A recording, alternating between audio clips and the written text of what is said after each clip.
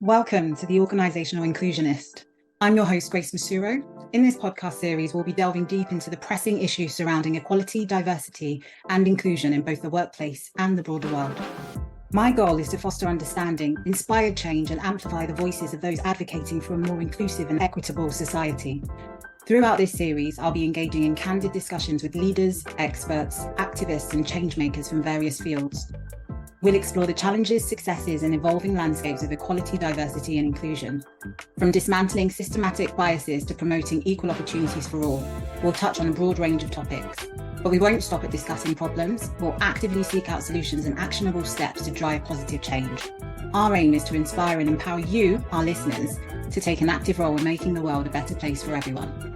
This is the Organisational Inclusionist. Let's get started.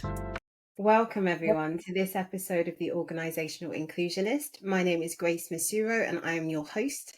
And today I am joined by Anthony Horrigan.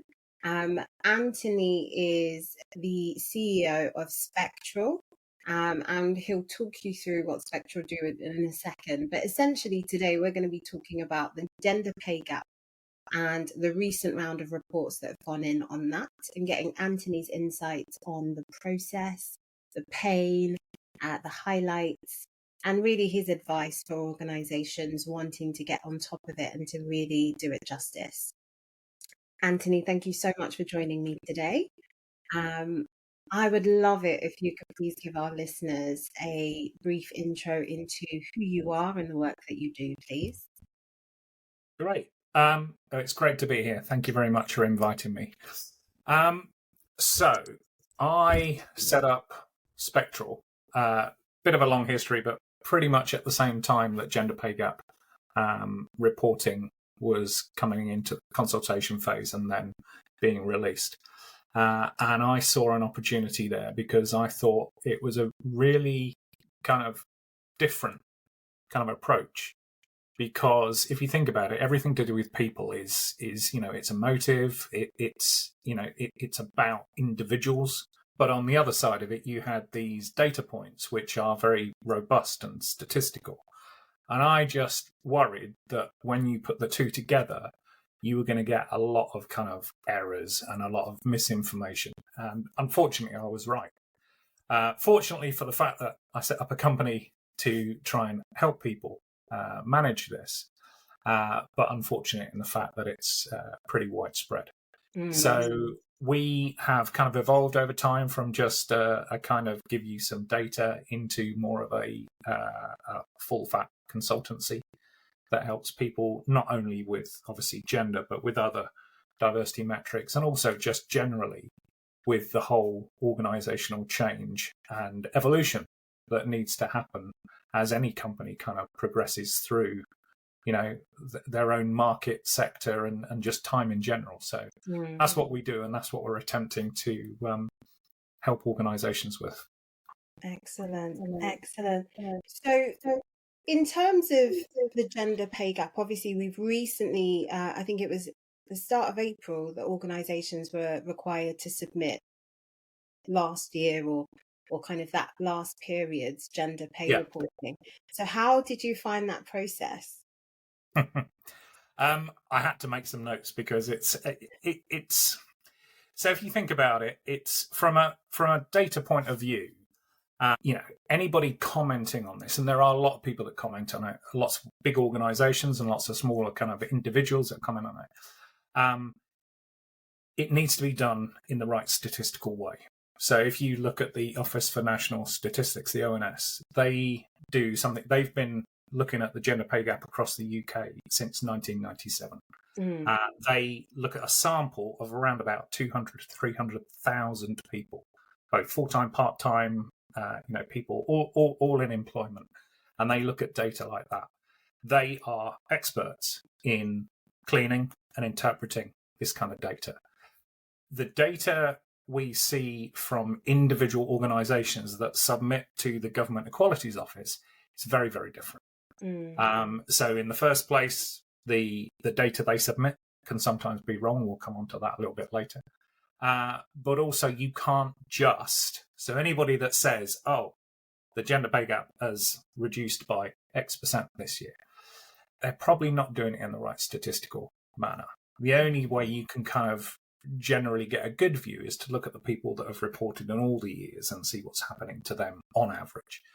But again, you've got to ask yourself, why are we, if the ONS are already doing this across different sectors, why are we reporting this data, grouping organisations together? Surely it's actually, this whole process is for the organisation, not somebody to look at lots of organisations. It's for the actual organisation to go, how are we doing? So it's a very, very different mindset, I think. And I think that's usually, it gets kind of misinterpreted, and people get the wrong end of the stick. Absolutely. Which is unfortunate. Before you go into how you found the process, actually, for any of our listeners listening to this thinking, what is the gender pay gap and why do organisations have to report on that? Would you mind giving them a bit of insight to that? Yes. There is a joke I could say there, but basically, ignore the term gender pay gap is the first and most important piece of information I would say. And let's take the whole thing, gender pay gap reporting, and let's deconstruct that. So the first word, gender, brilliant. So we know we're talking about gender, but just be mindful, that's only two genders. It's a binary comparator. It does not encompass everyone that could potentially be in an organisation. Pay, okay, let's stick with pay. It's a good word. It says that we're looking at, kind of pay as a measure of, what people get. Fine. Gap. When you think of the term gender pay gap, and when you see it in the press, you will normally see either a set of scales with a man sat on, lower, or a man set higher than a woman, which actually doesn't make sense because it means that the woman's got more. But you will see that kind of disparity. Sometimes you'll see a man and a woman on opposite sides of like a chasm, a gap. To me, that always suggests that it's a man versus a woman, which actually is equal pay if you think about it. Getting paid differently or getting different packages to people that are doing the same or similar work or work of an equal value. So again, it's not the right term. Pay gap is not the right term. And then the last word, reporting. Well, actually, if you can report something all day, you can look out the window and say it's raining. It doesn't change the fact that it's raining. You're not standing at the door giving people umbrellas or wanting people to wait 20 minutes until it stops raining. You're just saying it's raining. So again, it doesn't really do anything. What is it actually about? It's actually about the differences in the representation of men and women throughout the pay range of any given organisation. So what does that mean? It means, where are people kind of in that pay range? Is there a trend that there's a group of highly paid men at the top of the organisation? Is there a trend that there's a cluster of low paid women at the bottom? Or are people evenly represented throughout the organisation? And when we say even, we don't mean 50-50 men and women, because again, is that fair? Is that right? It depends on the sector. But if it was 25% men and 75% women, wherever we look in the pay range, we should see that represented, 25-75. Not getting to the top of the organisation and having the organisation, as one company did, go, we're even, we're 50-50. You go, but you've got 75% women, so you're missing half the women you should have at the top of the organisation. So that's the kind of most important thing I'd say to take away from that, is stop thinking about gender pay gap reporting, start thinking about the representation of everyone. Take it from the percentage and start talking about the people. Excellent. I think that's a really important point, actually, is, even for myself, I did think it was about making sure that men and women were paid equally. But when you break it down in the way that you have done, that it's based on the breakdown of the demographic breakdown of the organisation in terms of gender, that is very illuminating, because I was not aware. So I'm sure other people are going to take that away as a light bulb moment. Thank you, Anthony. So how was it this year? How was it? Because obviously you've been doing this for a number of years now. What did you notice about this year's round of reporting? Yeah, I think, again, what I'm going to do is steer away from saying that it's improved by 0.1% or got worse by 0.1%. What I'll do is I will kind of still I'll still keep pushing the points that are really critical here, which is this is now 2023. April the 5th, 2017 was the first snapshot. And the regulations actually give you a whole year. So you've got until the end of the 4th of April, the following year, to actually submit your report. So here's some little numbers from high to low. So 75% of all employers, and we're talking over like 12,000 employers, 75% of them actually submitted their kind of, metrics with only a month to go. 75%. So 75% of them, waited near enough a whole year. So 11 months, waited up to 11 months to actually do that. 40% of the entire workforce or the entire kind of group actually did this with 1 week to go or less, with a lot of them actually submitting on the actual deadline day. And then a real critical one is 4% of all employers submitted late. And there's also a little known thing that the GEO just don't capture, which is the fact that because we have two deadlines, I don't know if you're aware, so we've got the public sector that have got a snapshot of the end of March, 31st of March. They have to have all their reports in by the end of the 30th of March. Okay. And then you've got the private and third sector, which the snapshot's on the 5th, and they have to have in by the following 4th of April. They have to have their submissions in.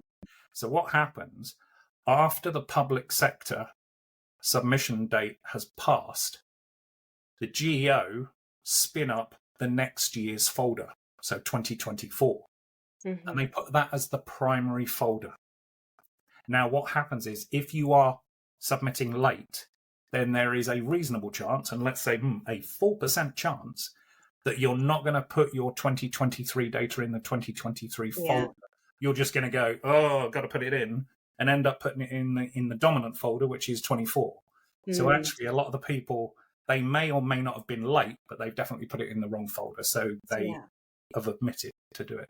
So there are lots of, I would say there's no real progress. And let's go back to that word, reporting. If the idea of this is to report, then people at some point, mainly 40% within 1 month to go, report some numbers. That to me, it hasn't been set up for success. It hasn't been set up. What's your aim there? If your aim is for companies just to report, then kind of tick. If your aim is actually for people to understand what this is about, understand the nuances and intricacies of their own organization and how people are coming into it, moving up through it and leaking out of it, then it's unfit for purpose. The actual regulations do really nothing to actually show an organization who it is and how it's changing over time, and then to actually analyze that and go, we seem to have a leak here, or we seem to have a glass ceiling here, or we seem to have, it might be entirely appropriate. So you might have a group of low-paid women down here that are, for instance, customer-facing, client services, etc., and you just can't get men into that role. And it might be, say, for instance, in an organization where it gets very, very technical, and the people that you have up the top end of the pay range have actually have been doing that for 20 or 30 years. Well, right now, today, you're going to have very few women up there because very few women were doing it 20, 30 years ago. It should be a slightly different story in 20 years' time. However, it really does, you've got to separate out personal choice from path of least resistance. In other words, I'm not going to go and do that because I know that it's quite, misogynistic. I don't want to work outside.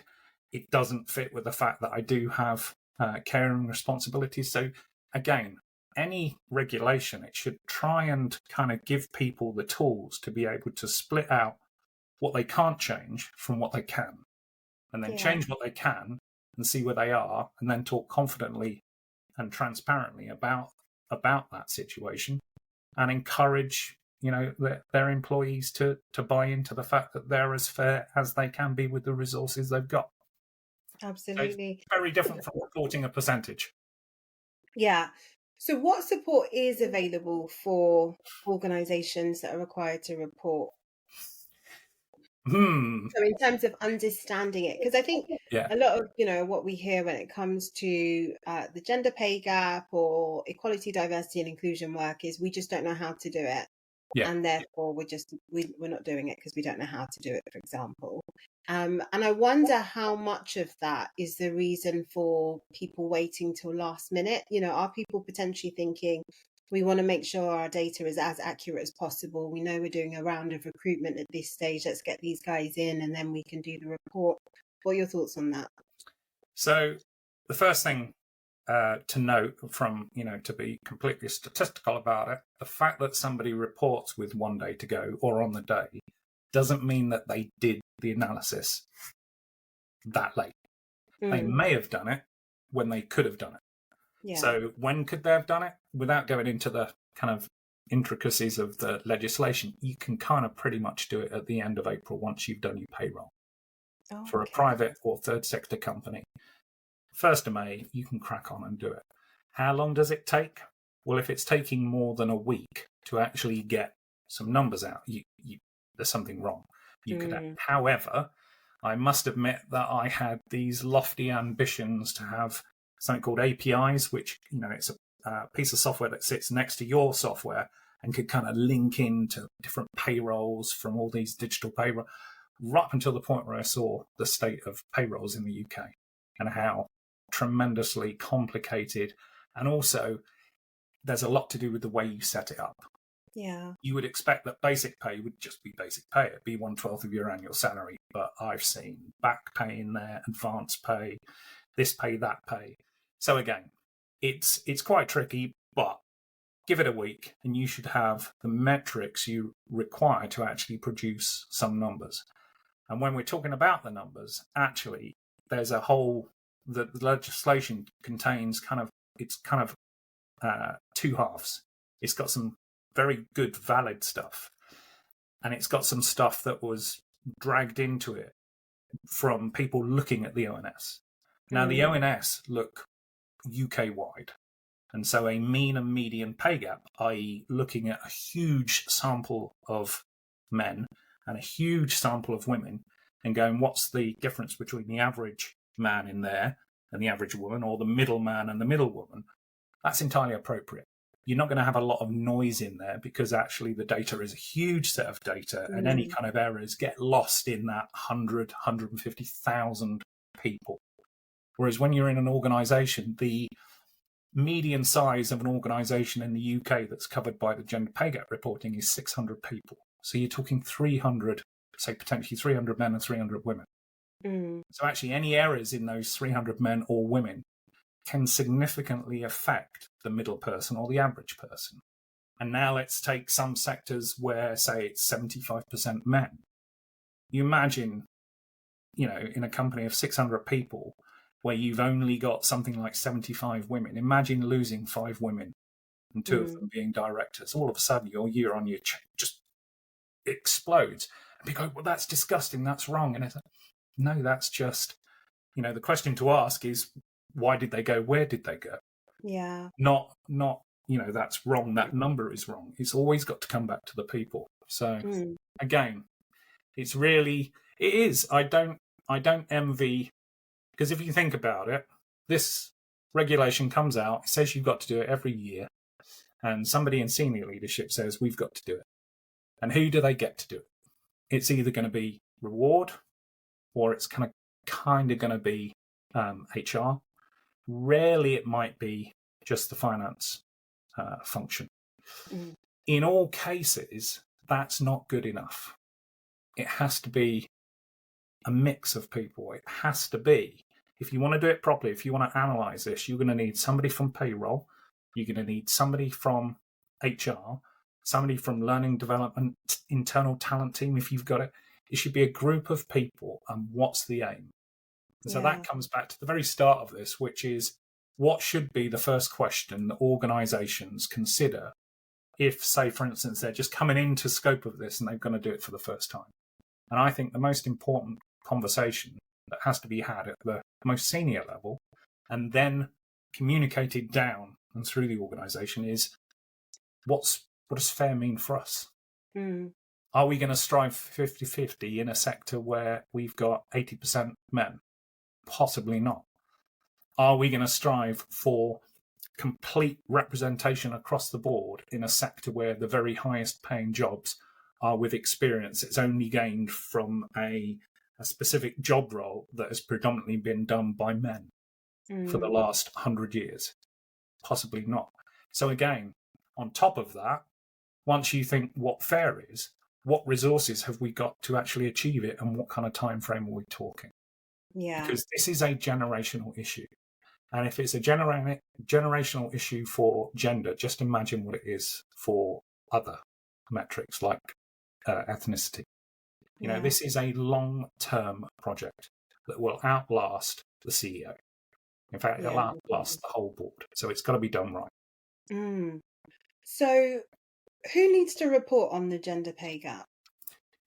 So it's any organisation in the UK, and when we say organisation, any legal entity. So obviously there are organisations that are multiple legal entities. Yeah. Any legal entity that has 250 or more employees as of the 5th of April in any given year. Excellent. So it's not super small, but it's also, if you think about the median employer being 600, it's not super huge either. And 250, as far as a population, is not a big number when it comes to statistics. Kind of variation in numbers with those smaller companies versus your kind of Barclays, HSBCs that are 20,000 plus. There's a massive difference between that size unbalanced and being small and imbalanced. And that's just statistics. Something that's, again, very rarely spoken about. It's not spoken about in the guide. And it's definitely not spoken about in the fact that the regulation demands that you put this mean and median pay gap out there. And in fact, the worst offender of all is the media in general, because they are very, very keen to just hit on this single figure. 42 is worse than 38. We've improved by 1% this year, or we've got worse by 2%. We go sorry. So there's a lot of kind of misinformation, as it were, and that is the worst kind of information to put out there, is these aggregated percentages. But do they have any more? So if we're speaking about kind of what the media have to hand to talk about in terms of gender pay gap reporting, do they have any more than those figures? Yes. Yeah. So the next bit, so after your mean and median percentage, which is aggregated, you have a really good view, which actually talks about that word we spoke about at the start, representation. So these are the pay quarters. So what it is, you get everybody listed. Let's call it 400 people, and let's call it 50% men, 50% women. And you list them all from the highest paid to the lowest paid. And all you need are two columns. You need what the pay is and if they're a male or female. Now what you do is you cut that in half and then cut each of those halves in half. And now you have 4 quarters. And what you do is you go through and you count the amount of men and women in each quarter. And then you turn it into a percentage. And now you can look at it and you can go, all right, what's the kind of balance of men and women in the top quarter versus what's the balance in the low quarter? And that's when you see things like, right, okay, we've got 400 people, it's all balanced, so we should have 50 men and 50 women in each quarter. But when we look at the top quarter, we've got 70 men and 30 women. Right. When we look at the bottom, we've got 60 women and 40 men. So it's not as bad as that bit, but it's still, more overrepresented by women. Actually, there's a trick missing, which is if you add up all of the men and all of the women and divide by 4, you get the organisation's balance. And now that's a really good number, because now you go, well, we are 50-50 balanced, and in the top quarter, we've got 70 men, so we've got 20 extra men there. And in the bottom quarter, we've got 60 women and 40 men. We've got 10 extra women. So now you can use that plus kind of what roles these people are doing to actually go, okay, the reason that we are overrepresented in the bottom 25% is because of this role, which is predominantly women. And then you can ask questions like, is there any way we can attract men to this role? Well, not historically. Okay, but where are we looking? Talent person, where are you finding, people for this role? Are you kind of casting the net wide, or are you just kind of going to the place that you always went to? Or are you just relying on putting an advert out and seeing who responds to it? What's the language in the advert? Why are we not attracting women up here when we know that actually, given our sector, there are women that should be available for this? Are we doing silly things like saying travel required without going travel required once a month, 3 weeks notice, only 2 nights away, to put in proper kind of, metrics on it so that somebody can look at it and go, I could do that.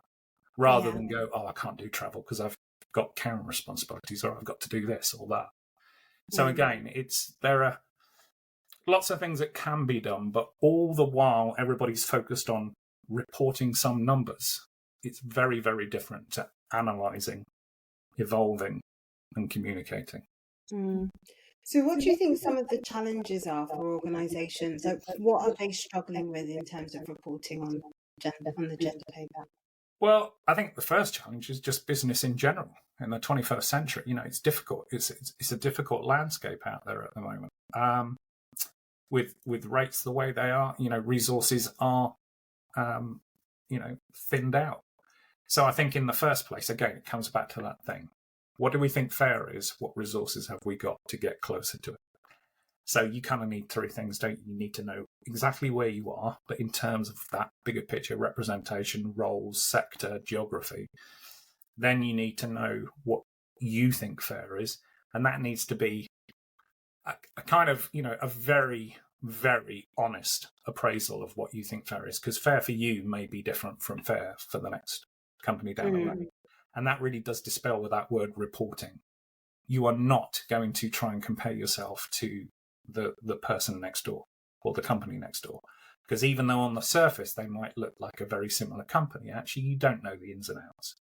So to try and compare yourself to that is, again, setting yourself up for failure. The only person you should compare yourself to is how you were last time. And if you're going in the right direction. And and the right direction, again, is one of these points where it's very easy to think you're going in the wrong direction when you're not. So let's take a really clear example. I'm a construction organisation, and historically it's been very difficult for me to get women into those kind of, programs where they can become electricians, plasterers, etc., go on to sites. But we've done a lot of work and a lot of communication and a lot of kind of hard graft to make sure that that kind of workplace is, fine for women now. The future of construction is now more modular. So it's not so much big burly men constructing things. It's modular bits coming together and being put together. And it's more about project management. So now we've got a place which is now conducive to women, but they haven't generally been in that area. But now we do a really good job, and we go to the local technical college, and we go to the local this, and we go to the local that, and we get, instead of 1 out of 10 women applying to join our scheme, to eventually become a site manager or a quantity surveyor or something like that, we now get 5 out of 10. Well, we've now got 5 times as many low-paid women coming into our organisation. So our pay gap is probably going to increase, but it's increasing for the right reason. Now, the kicker is we've got to measure that and make sure that those women coming in have the same opportunity to move up at the same rate as the men that came in with them. And if they're not, the only reason they shouldn't be moving up at the same rate is because they are not being measured 1-for-1, or they are making a decision which is purely based on their own choice, not a choice that's enforced on them by, say, well, I can't get childcare, you're not doing anything about it, so I can't keep doing this job at the rate that Jeff's doing it. So again, very, very different from, what we've seen before. numbers increasing, but actually that's a positive thing. And very few companies actually realize that and cop to it and actually say, this is good. We're getting people in at the ground floor. Likewise, going up as well. Law firms promoting more partners, but their representation in the top 25% looking worse. Well, that's just because you're losing women into partners and you don't report on partners under the legislation. So actually it could look as though you're losing women, but actually you're gaining partners. The kicker there is, what's the succession planning? Why aren't more associates, female associates going to senior associate, going to partner? So again, it sounds quite easy on the surface, but actually it's quite involved, and everything comes down to the way that the organization talks about itself. And if they're talking at kind of preschool level or kind of, that kind of level, let's say primary school level, they're not going to be saying the right things. They're not going to be increasing confidence and trust in the employees that are in those groups. So say a woman or Asian or black, and looking at it and going, that makes sense. I see that. They're just going to be seeing these numbers increasing or these numbers decreasing and going, that's unfair. And they become more disconnected and less involved in it. And, it just doesn't work for anybody. Whereas given a proper kind of appraisal of what's happening and where things are going and the resources that are being put behind it and the little wins that are happening and sometimes the little setbacks, something like that really does encourage people to actually be a part of it and actually think, what can I do? Rather than just disconnect from it. Absolutely. For organisations who haven't yet hit the threshold of reporting, but are very close to it, so potentially will need to report next year, what advice would you give them on how they get ready for it? It's apart from being like 10 people, it's never too early to have an idea. It's never too early to set up the kind of process, as it were, because that is the tricky bit. There is a real tricky bit in how do you get the information out of your payroll system?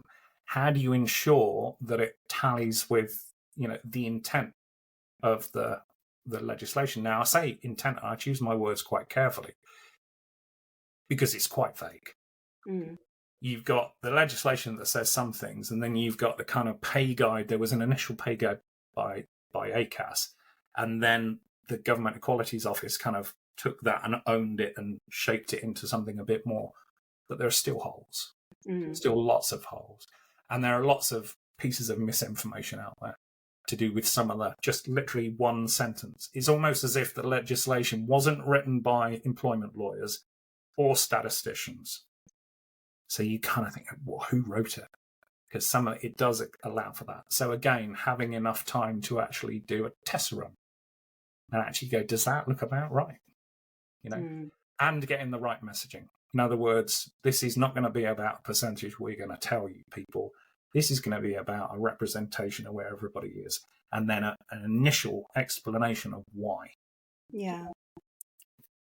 I think that's really a really important point, actually, is particularly for organisations that are about to just do their first round, is seeing this first round of reporting as an opportunity to establish a starting point, and being comfortable with it maybe not being where they want to be, but then creating a plan as to how they're going to get there.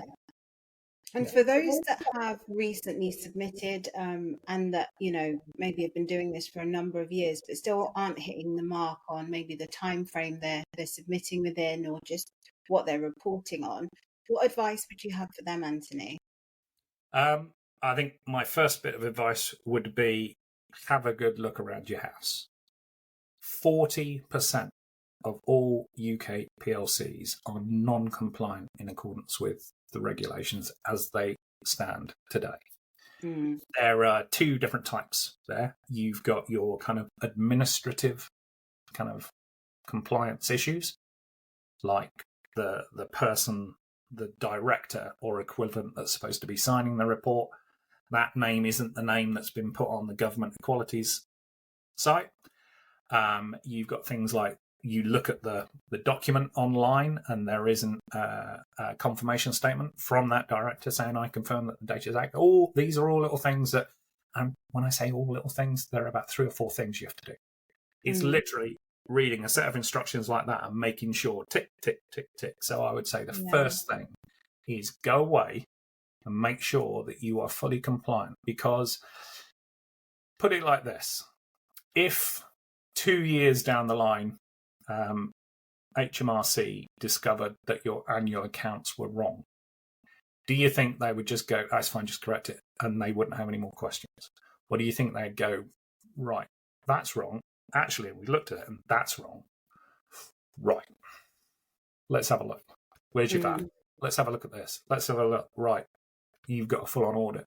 So actually, you owe it to the people that, you know, you're writing this about, that you're doing this for, to actually do it properly. You know, give it, and you don't necessarily have to have, you know, and again, I would caution against just getting, and I think there was what might have been, I don't know, interpreted maybe as a bit of bad kind of advice or rhetoric coming from the current government about this, when Kemi Badenoch said about this should be that and this. Actually, some of the stuff involved in there was really good, and it was don't outsource it. And what it means is don't outsource the whole thing. It's your responsibility as a business leader. You have to own this. Yeah. So yes, if you're going to get people in to help with getting the figures and interpreting the figures, yes, that's good. If you recognise you don't have the in-house capability to do that well, then most definitely get somebody to help you. But own it. Get them to educate you until you understand what this is about. Make decisions based on that education and understanding, not based on something random or some kind of benchmark from somewhere else. You know, Absolutely. This is individual to every organisation, and you've got to steer your own ship. So you need to know exactly what type of organisation you are, where you're going, and what the kind of, you know, pitfalls are for you, and where you can make, you know, improvements and wins versus where you just simply can't, you know, given the current state of the UK markets. Excellent. And how can Spktral help? Again, we've got lawyers that work for us, and I think they're just about to use a quote I gave them, which is, they are the best outsourced in-house lawyers I've ever used. And I think that says everything, because when I get something from them, it says we should, not, you know, you could. Yeah. They make decisions, but they will inform that decision and educate me and say, this is why I think we should do this. Here is a risk, but this is the reward.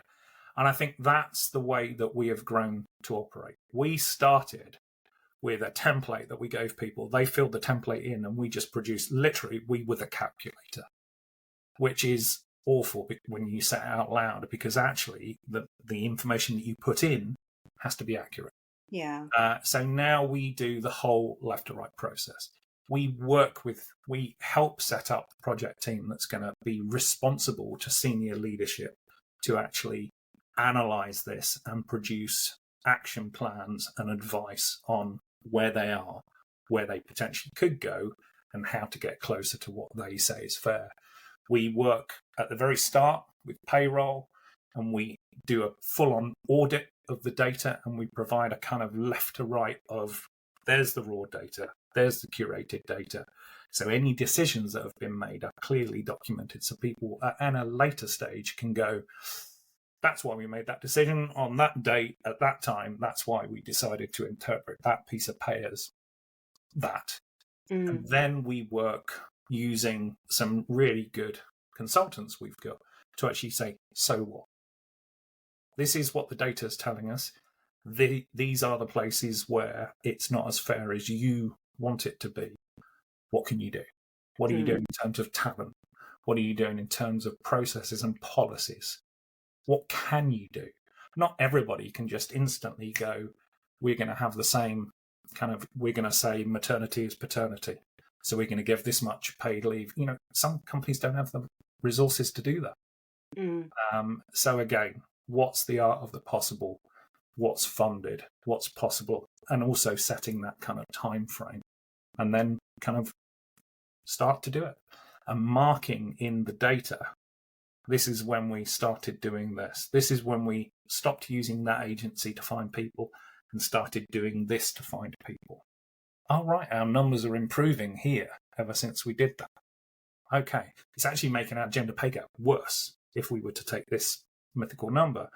But actually, the representation is growing down here, and we've got plans, succession plans, and kind of education, reverse mentoring to actually get these people moving up and through the organization. So again, we assist at every stage, and we're always there. We will always be, first and foremost, a statistically robust solution that actually comes out with the bare facts, whatever they may be. And I honestly don't believe there are many evil organizations like, Dr. Evil's organization sat in a volcano somewhere. I think people have the best of intentions, but I think sometimes the communication of those intentions doesn't reach either the right people or it doesn't reach deep enough in so that people think. Right now there will be CEOs sat there, and maybe the CEO of a charity that begins with B, not knowing that whoever typed in their pay quarter information for 2023 typed it in the wrong way round. So to anybody that knows what they're looking at, they're saying that they've got less women above the midpoint of pay than they have below the midpoint of pay, but their pay gap is saying that the median woman, the middle woman, is paid more than the middle man, which is, they're not bad. They just haven't got a robust process that treats this, say, for instance, like annual accounts, and puts an audit behind it and says, that is correct. Now let's use this to inform and better describe our plans and move forwards. Excellent. Thank you so much, Anthony. So the purpose of today's podcast was really to give people an insight into the gender pay gap report and what it is, but also to hopefully give organisations some tips that they can take away to improve how they report going forward, and obviously to give them insights into Spktral and how you can help. And I think you've massively done that. I think particularly in terms of the perspective of seeing you as a partner, so someone that's there to actually support them to own the process. I think that's really, really important. So I'd like to just say a massive thank you for joining me today, Anthony. It's been such an informative session. You're very welcome. Oh, my pleasure for having you as well. And I think it's going to be a really, really good episode for a lot of people to take away and probably get in touch with you just for potentially a bit of advice about, how they get started. Because I think the key message that we get here is you can start working on it pretty much as soon as you've submitted your recent one. So how people get ahead, I think, is going to be really important to make sure we get the accuracy we're looking for. Yeah. Brilliant. Thanks, Anthony. You're welcome. This podcast is brought to you by Acquaintance Consulting. We'd love it if you could take a minute at the end of this podcast to follow, subscribe, whichever is easier or available for you on the platform that you're listening to us on. We're really keen to grow this channel and really impact equality, diversity and inclusion across the world. And with your support, we can do just that.